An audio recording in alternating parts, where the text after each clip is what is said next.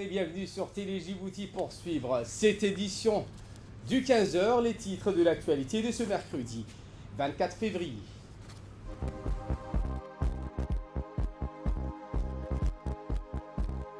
Le président de la République, Ismaël Omar Guelleh, a reçu ce matin la directrice générale de l'UNESCO, Madame Audrey Azoulay.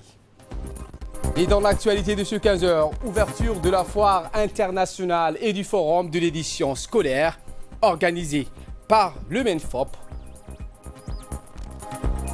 Et dans l'actualité internationale, le Sénégal lance les opérations de vaccination. Voilà pour les titres, merci. Si vous nous rejoignez sur Télé Djibouti, nous entamons ce journal avec cette réception de la directrice générale de l'UNESCO par le président de la République en personne, le chef de l'État Ismaël Omar Guelleh. C'était ce matin au Palais de la République.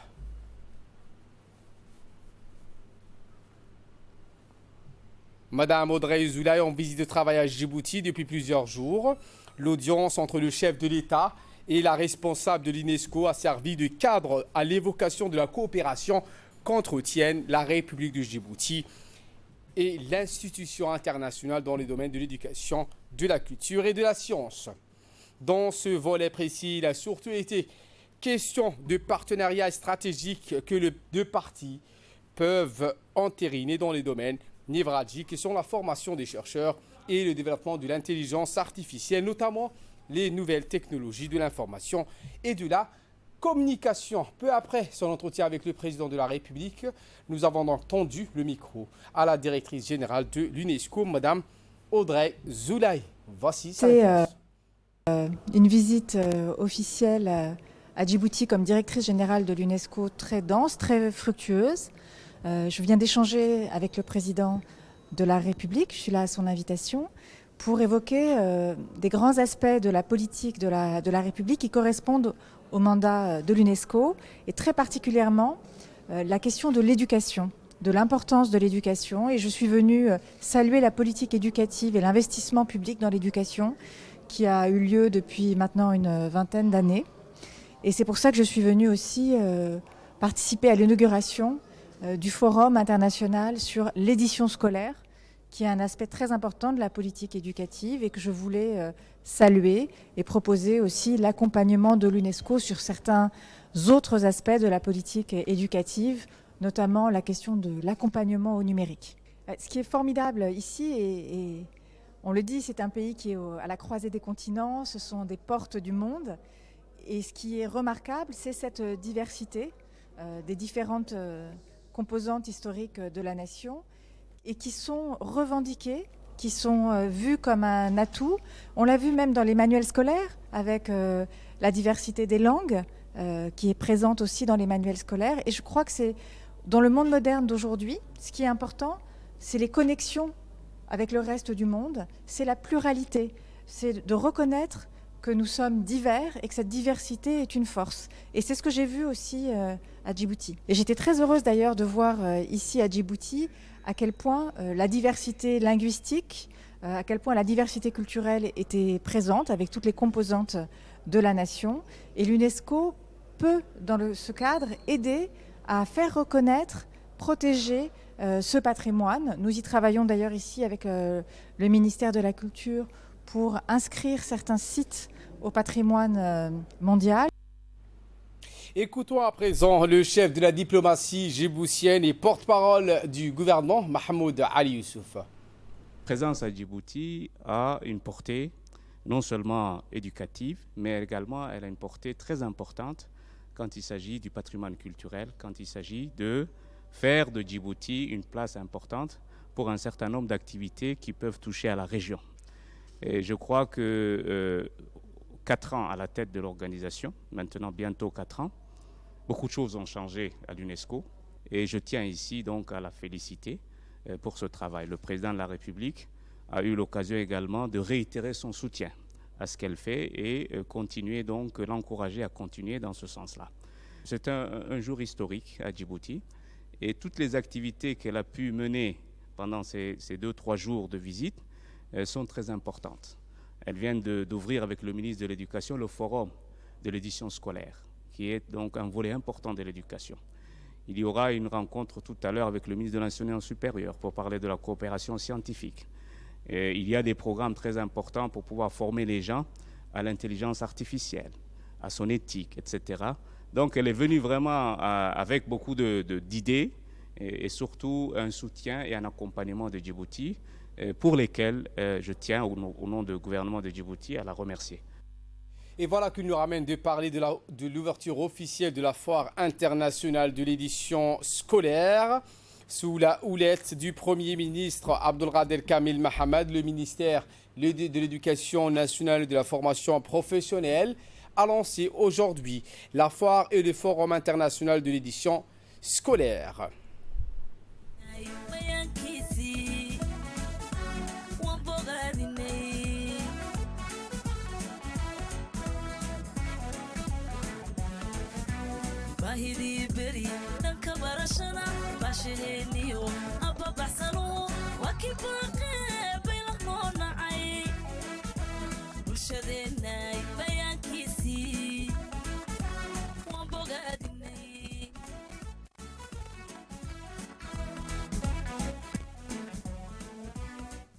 Eh bien, plus de 25 pays sont représentés à ce colloque international qui marque le 20e anniversaire de la refondation de l'école djiboutienne qui célèbre dignement son indépendance éditoriale. Le Premier ministre Abdulkader Kamil Mahamed est arrivé tôt ce matin à l'ouverture de la foire et du forum international de l'édition scolaire où il fut accueilli sous l'énorme chapiteau installé sur l'esplanade du Palais du Peuple par le ministre de l'Éducation nationale et de la formation professionnelle, Moustapha Mahmoud Mahmoud, et la directrice générale de l'UNESCO, Madame Azoulaï. Le Premier ministre a effectué une visite des stands d'exposition des productions du CRIPEN et du MENFOP, ainsi que des librairies de la place.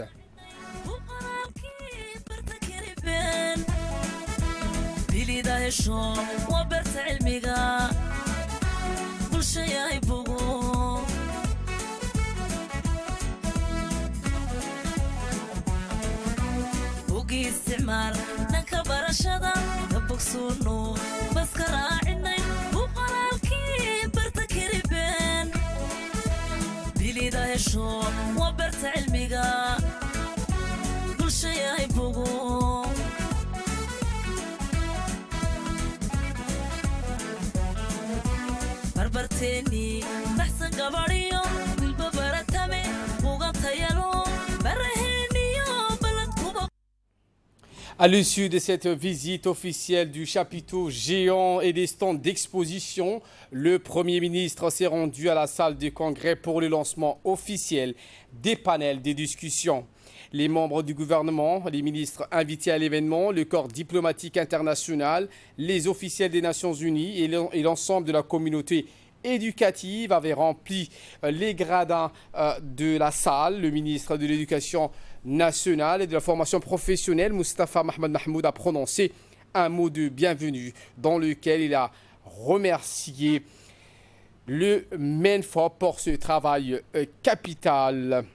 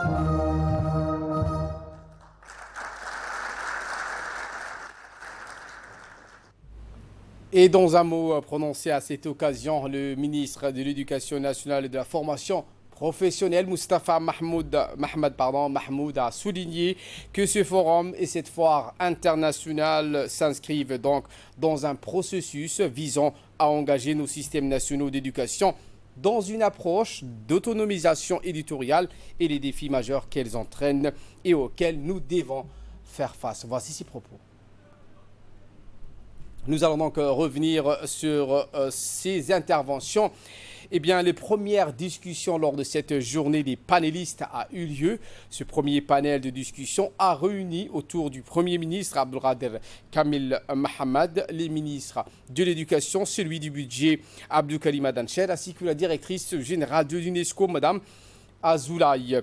Ce premier panel était axé sur la politique du livre à Djibouti, vision de perspective. Les échanges ont permis également de retracer le long chemin parcouru par la République de Djibouti depuis les états généraux de l'éducation qui ont permis donc de métamorphoser le système éducatif djiboutien qui est cité aujourd'hui en un exemple. Nous reviendrons plus en détail et avec images dans nos prochaines éditions.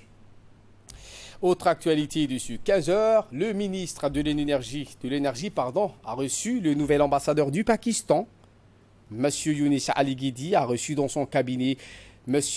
Shouzab Abbas, accompagné de M. Imran Mohammad, responsable de la branche djiboutienne du groupe pakistanais. Les échanges entre les deux parties ont porté sur le raffermissement des relations d'amitié et de coopération entre Djibouti et Islamabad.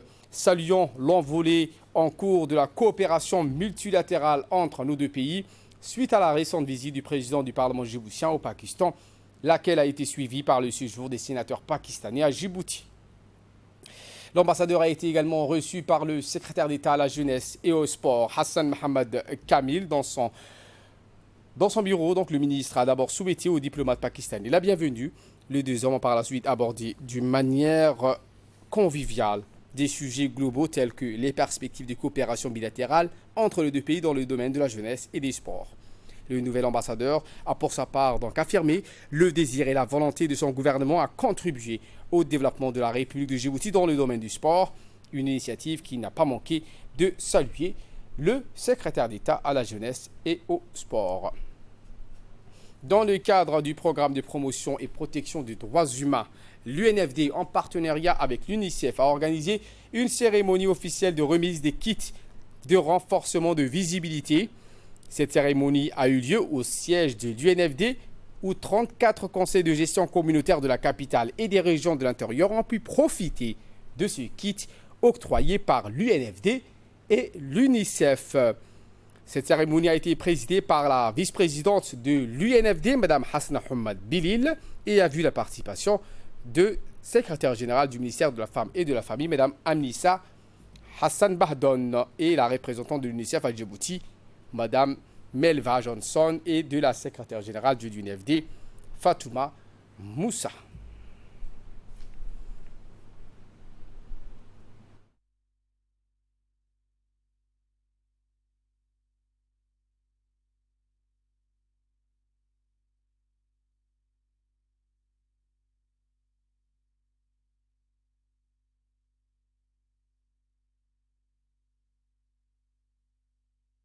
C'est avec un plaisir renouvelé que je me retrouve parmi vous aujourd'hui à l'occasion de la cérémonie de remise des matériels informatiques et bureaucratiques, des matériels des activités régénératrices des revenus ainsi que des matériels de visibilité et de communication au comité de gestion communautaire dans leur action quotidienne en faveur des droits des enfants à Djibouti. En effet, le programme d'appui à l'autonomisation de la femme et à la protection des droits des femmes et des filles, financé par l'Union européenne, dont je salue l'accompagnement, s'inscrit dans le cadre des actions transformatrices pour l'équité en matière de genre. Notons que le respect des droits des filles et des femmes en vue de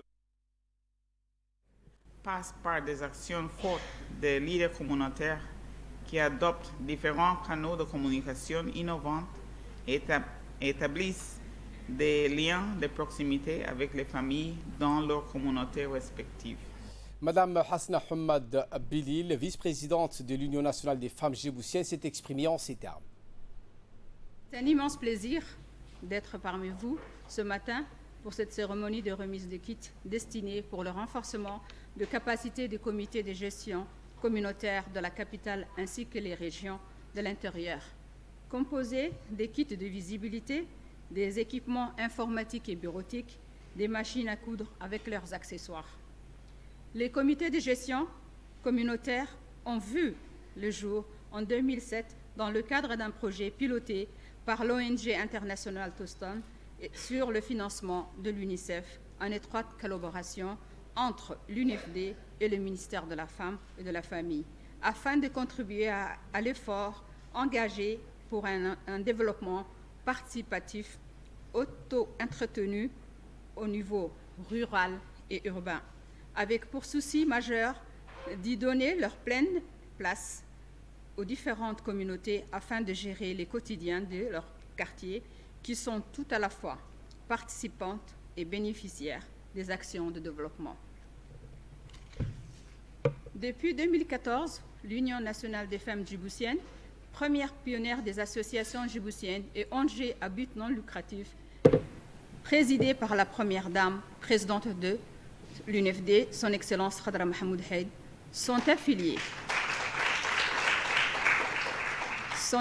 en total de 34 comités de gestion communautaire structurés, régis par une politique démocratique transparente, organisée et œuvrant pour la promotion des bonnes pratiques sociales essentielles et la protection des droits humains. Je souhaite vivement que ces équipements vont contribuer à soutenir leurs efforts au sein de leur communauté et permettront également à renflouer les caisses communautaires de ces CGC. Avant d'éclore mes propos, je tiens à remercier notre partenaire, l'UNICEF, partenaire de longue date, pour leurs appuis et collaboration avec le cadre de notre programme commun, ainsi que l'Union européenne. Clôture de l'atelier sur les objectifs du développement durable organisé par le ministère des Affaires étrangères de la coopération internationale, point focal du mécanisme africain d'évaluation par le PER, qui s'est tenu il y a 3 jours au Sheraton Hotel, un événement qui a réuni les représentants de l'État membre de l'Union africaine, des partenaires du MAEB, des organisations de la société civile. Cet atelier a permis donc d'examiner le rapport intitulé « Évaluer les mécanismes de gouvernance dans la mise en œuvre de l'agenda 2063 de l'Union africaine et de l'agenda 2030 pour le développement durable en Afrique ».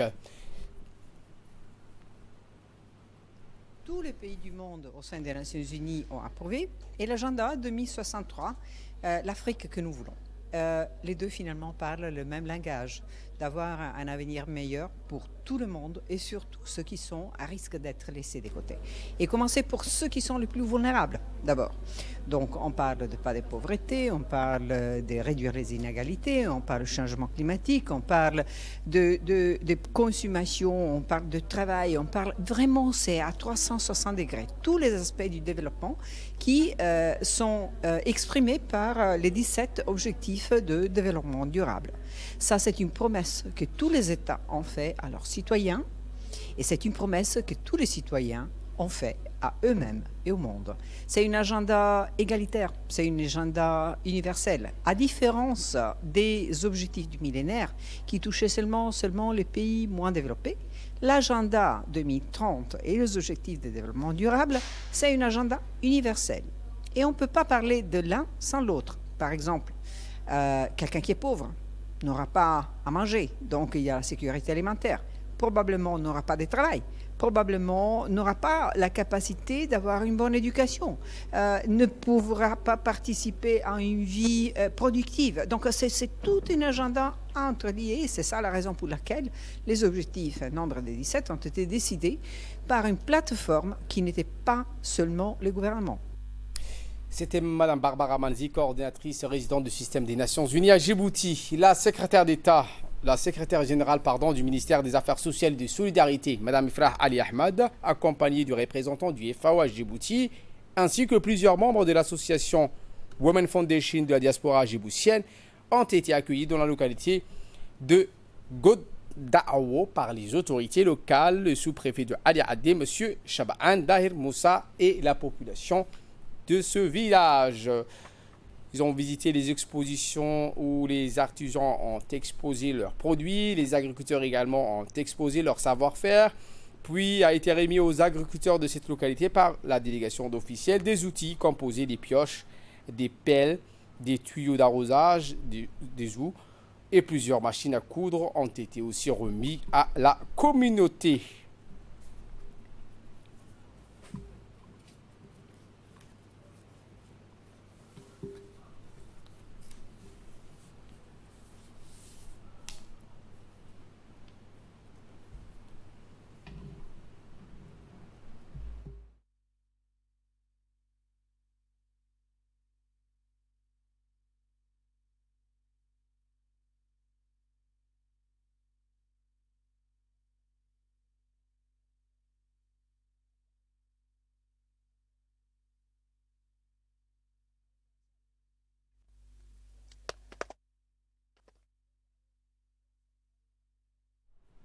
Et voilà qui nous ramène de parler de cette clôture des formations sur la gestion de la plateforme organisée par le ministère de la Femme et de la Famille. Madame Fawzia Ad Ousmane, la directrice, a clôturé ce week-end une formation de 3 jours en faveur des membres de la plateforme de gestion des cas de protection de l'enfant lancée par le ministère de la Femme et de la Famille en collaboration avec l'UNICEF. Ces activités s'inscrivent dans le cadre de la protection de l'enfance à Djibouti, formation qui avait pour objectif l'amélioration du fonctionnement de la prise en charge holistique des cas de protection, à regrouper les différents membres de cette plateforme tels que l'UNICEF, l'UNFD, le juge des mineurs, la police nationale, l'Agence nationale des personnes handicapées, le Caritas, Daliel, le secrétaire d'État à la jeunesse et au sport et le ministère de la Santé, ainsi que SOS Village. L'année 2021 commence avec sa part de surprise pour les gendarmes lorsqu'une manufacture clandestine de contrefaçon de miel a été découverte au quartier 3. Il était peu après 14 h ce mardi hier lorsque, suite à des renseignements recoupés, les gendarmes de la brigade Djibouti Nord, appuyés par leurs collègues de la gendarmerie mobile en présence des agents de l'ANA, ont fait une descente dans une supposée manufacture clandestine d'une contrefaçon de miel installée dans un local au quartier 3. Face à ces découvertes, le service du LANA a été aussitôt requis pour effectuer les vérifications nécessaires quant à la conformité de ce produit aux normes de sécurité alimentaire. Placé en garde à vue, le principal mis en cause a reconnu les faits qui lui ont été reprochés pour mise en danger aggravée et a admis avoir voulu se faire de l'argent facile en dépit de la santé des populations. Et de là, nous passons en nouvelles du monde. Je vous l'ai dit en titre, le Sénégal lance les opérations de vaccination. Inciter les Sénégalais à se rendre dans les structures sanitaires pour être vaccinés contre le Covid-19, c'est la préoccupation des autorités sanitaires qui ont lancé cette campagne de vaccination, car les populations sont encore très réticentes entre refus, craintes et manque de confiance pour le moment.